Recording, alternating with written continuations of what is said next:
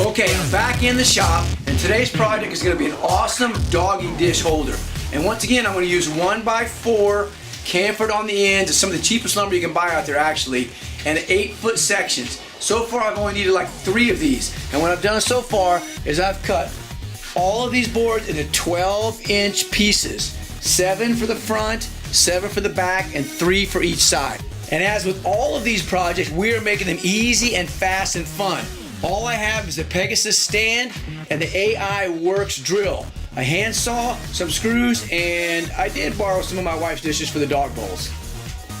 Okay, one of the neat features of this Pegasus workbench is that this clamp slides into place, and I can actually use it to clamp down my pieces before I put it on the bottom railing.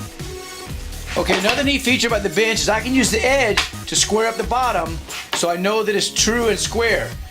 You may be able to tell, I actually flipped it over, and I'm actually drilling from the back side because I don't want the screws to show. Here's the 2 sides I make. Keep in mind, I drill from the back because you don't want to see those screws on the outside of this doggy dish holder.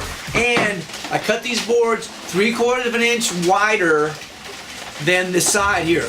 All these trim boards we cut 3/4 of an inch wider than the width here. Okay, got them clamped in here. What I did was I took these 2 sides and I nailed 1 piece onto each end, just like that, on both sides. And you'll see why in just a second. Okay, what I've done is I've laid down the pieces of trim, and this is why I secured this piece on there. I'm gonna flush it up right here, and I'm gonna screw all 4 of these in before I lay the piece on the inside. I've got all 4 screws screwed in, top and bottom trim.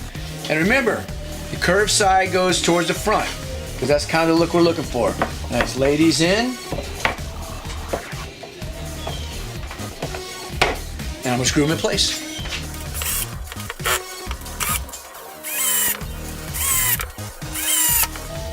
Okay, it's really coming together, and your dog's gonna love you for this.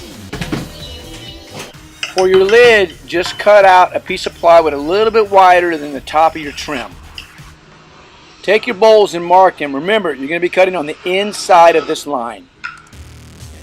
Okay, I've drilled a hole just to the inside of the markings, obviously.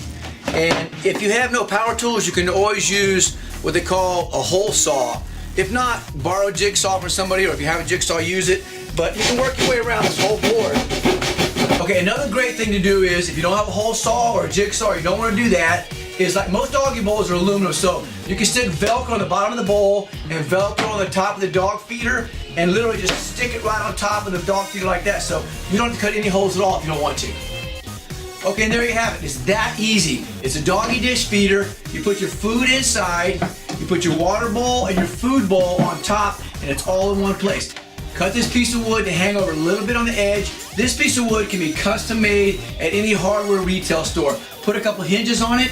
The whole thing was built with an AI drill, a saw, and a Pegasus Works bench. You're gonna love this project. It's a lot of fun. We'll see you next time in the shop.